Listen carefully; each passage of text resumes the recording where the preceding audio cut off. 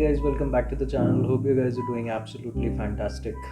तो आपने थंबनेल देख लिया होगा और मैंने बहुत बहुत सोचा कि मुझे ये वीडियो बनाना चाहिए या नहीं बनाना चाहिए। बहुत सारे विचार करने के बाद I have come to the conclusion कि जो मैं सोच रहा हूँ फ्रॉम अ बायर्स पर्सपेक्टिव मुझे ज़रूर शेयर करना चाहिए। और मैं ये इसको इसलिए एज अ बायर्स पर्सपेक्टिव ले रहा हूँ क्योंकि मैं बहुत एक्सपेक्ट कर रहा था कि बजाज की 250 लाइनअप जो आएगा that will have something to offer which is very different from the rest of the manufacturers. Because हमेशा से ही जो पल्सर लाइनअप रहा है उसकी एक खासियत रही है कि वो जो अपने कंटेम्प्रेरीज हैं उनके कंपैरिजन में कुछ ऐसा बेटर ऑफर कर रहा होता है जो आपको वो नहीं कर पाते हैं।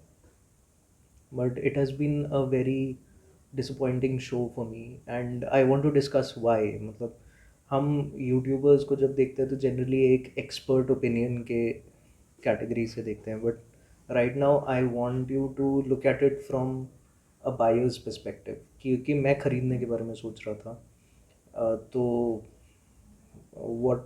what are the reasons which are kind of slowing me down or putting me away from the whole point of going for it। तो ज़्यादा लंबा नहीं रखते और शुरू करते हैं। तो यहाँ पर आई हैव 3-4 थिंग्स दैट अच्छी नहीं लगी मुझे। First of all, it's a 250cc engine। It's the same engine which is the 220cc one जो ऑलरेडी बजाज के पल्सर लाइनअप में आ रहा था 220F में और एवेंजर 220 में। उसी इंजन का डिस्प्लेसमेंट बढ़ाया गया है। इट्स नॉट अ ये पूरी तरह से नया बनाया हुआ इंजन नहीं है। तो एक कहीं ना कहीं ये एक्सपेक्टेशन थी कि क्योंकि वो 220cc वाला जो इंजन है that is a 5 speed gear box, तो शायद ये भी 5 स्पीड रहे, which has essentially happened. But from a 250cc point of view, a 24-25 bhp vehicle not having a sixth gear, that's not something that sits well with me। ये वही same चीज़ है जो Yamaha ने FZ के साथ करी, which is why I don't like it। उसके बाद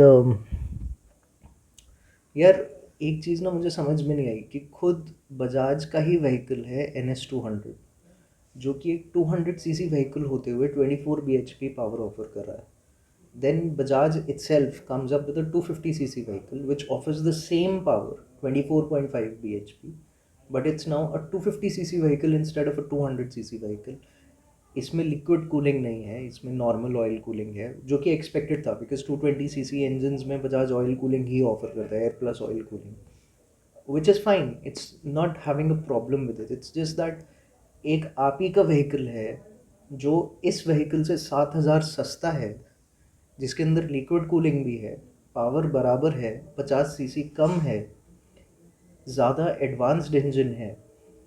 तो फिर मेरे पास एज अ बायर क्या इंसेंटिव है कि मैं 250cc व्हीकल खरीदूँ, except that being a fresh approach. उसके अलावा मेरे पास कोई कोई रीज़न नहीं है कि मैं इसको खरीदूँ।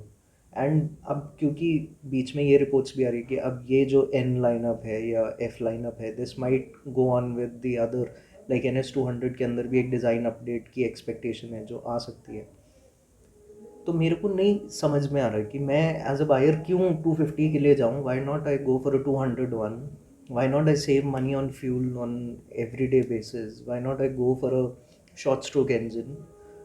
ये मैं एक्सपेक्ट कर रहा हूँ कि एक लॉन्ग स्ट्रोक इंजन होगा। वैसे तो अभी 10th नवंबर 11th नवंबर के बाद एक्चुअली सारी डिटेल्स आनी शुरू होंगी, but this is one of those engines जिनकी पावर कम होती है बट इन कंपैरिजन टॉर्क बहुत ज़्यादा होता है। So these are generally long stroke engines जो कि FZ में भी है। तो मेरे हिसाब से ये भी एक लॉन्ग स्ट्रोक इंजन ही रहने वाला है। इसीलिए मैं अभी भी बहुत ज़्यादा वेहमेंटली अपोज नहीं कर रहा हूँ बिकॉज अभी ऑन रोड क्या परफॉर्मेंस है, कैसा फील होता है आपको, वो आना बाकी है। But all of this is जो आपको ऑन पेपर दिखाई दे रहा है कि यार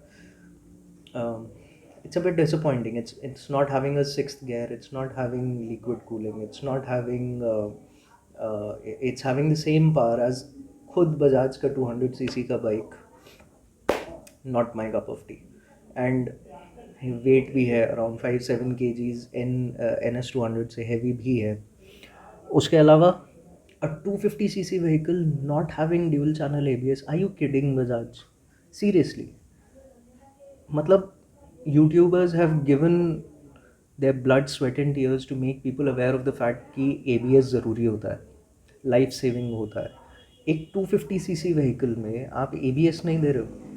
वही यामाहा वाली अप्रोच हो गई यार कि मतलब कॉस्ट कटिंग के लिए आप कुछ भी छोड़ने को तैयार हो. मतलब आई डोंट रियली थिंक कि अगर कोई 1.5 लाख बाइक पे लगा रहा है तो 5, 7, 10 हज़ार से उसे कोई खास फ़र्क पड़ने वाला होता है. But I really don't understand why you doing this. And मेरे को एज अ बायर समझ में नहीं आ रहा. मतलब if I am so cost conscious as a buyer तो फिर मैं 250cc के लिए जाऊँगा नहीं. और अगर मैं 250cc की बाइक लेने के लिए जा रहा हूँ तो फिर मैं चाहूँगा ना कि उसके अंदर जो कुछ भी अप मार्केट फीचर्स है वो उसमें होने चाहिए, बट इसमें नहीं है. और यही प्रॉब्लम थी जो FZ 250 के साथ थी कि FZ 250 में it's a very practical motorcycle, it does everything very nicely, but it's not something that wows you as a rider. तो अभी इसका परफॉर्मेंस कैसी रहती है, शासी परफॉर्मेंस कैसी रहती है, सस्पेंशन कैसा रहता है, we'll have to see all of that. 150cc में हम अपसाइड डाउन फोक्स एक्सपेक्ट करने लगे और इसमें अपसाइड डाउन फोक्स नहीं है.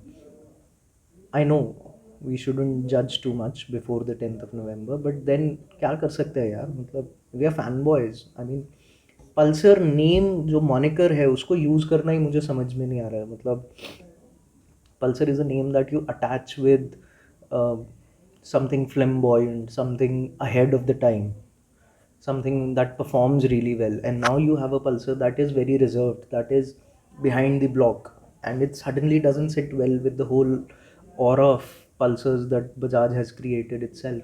So एक चीज़ और जो मुझे थोड़ा सा ठीक नहीं लग रहा है. मतलब now manufacturers are going towards four valve engines, और उसकी ज़रूरत भी है कि अगर आपको सडन बर्स्ट ऑफ पावर चाहिए तो इंजन को ऐसा लगता है कि सांस आ रही है. 2 वॉल्व इंजन्स कहीं ना कहीं एक स्ट्रगल करते हुए महसूस होते हैं. हाई RPMs पे ऐसा लगता है that they are not able to breathe comfortably. तो अब एक 250cc बाइक आती है जो 2 वॉल्व इंजन के साथ आती है. बजाज, मुझे क्या लग रहा है, they are trying to keep everything very simple, they are trying to keep everything very cost effective तो है ही है, but they don't want the vehicles to have breakdowns. तो ये चीज़ ज़रूरी है यार. मतलब ऑलरेडी आप एक 200cc बाइक में जो कुछ दे रहे हो वो आप अपने 250cc में हटा दे रहे हो. स्पेशली तब जब आप उसको नेमिंग भी सिमिलर देने की कोशिश करो. Although I do understand what they have tried to do here. They have not named it NS 250, they have named it N 250. It's not a naked sport 250, it's just a naked 250. It's not a sportier 250. So I understand what they're trying to do here, playing with the names, keeping true to what they're putting the moniker out. No, not from a 250 here. I mean, हमारी expectations as purchasers अब बहुत बढ़ चुकी हैं. You have Suzuki Gixxer 250 out there, you have KTM 250 Dukes, you have 250 Adventure from the KTM family. So expectations have gone really high. But one thing, slipper clutch दे दिया है बजाज ने, विच I don't understand कि एक 24 bhp bike में slipper clutch ज़्यादा important होता है या ABS ज़्यादा इंपॉर्टेंट होता है. मतलब sometimes I fail to understand कि हमारे यहाँ जो कंपनीज हैं उनकी प्रायोरिटीज़ क्या हैं. मतलब I as a rider would always want कि आप मुझे you give me ABS, you give me traction control, you give me all of this stabilization programs and everything. I don't know why slipper clutch is so important. Just to make the clutch light. मतलब company वैसे नहीं बना सकती है clutch light.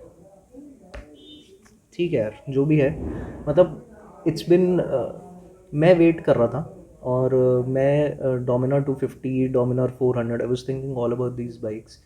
Dominar 400 के अंदर जो अभी रिसेंट उसका अपडेट आया, I think I will make a video on that as well. But it has been something जिसने बहुत इम्प्रेस किया. मतलब it seems like Bajaj has listened to everything that the riders were looking for. उसमें charger आ रहा है, उसमें wind screen आ रही है, उसमें टेल रैक आ रहा है, उसमें बैक रेस्ट आ रहा है. छोटा सा है. I think that much is sufficient because Avenger जितना बैक रेस्ट भी after a while it kind of starts to hinder your everyday usability of the bike. But they've listened to everything. They've given an aluminum bash plate, all they've listened to everything, you know. जो आप एक long trip से पहले जो कुछ भी customisations आप बाहर जाके करवाते हो, you can now have them stock on your bike and they looking great. I have seen the pictures, I have seen the videos, so I am finding them great. बट यहाँ पर क्या हो गया मुझे समझ नहीं आया. This was a lot more something the people were looking forward to. But ठीक है, 10th नवंबर का वेट करते हैं. It has got a lot of torque. I am for sure going to love that torque.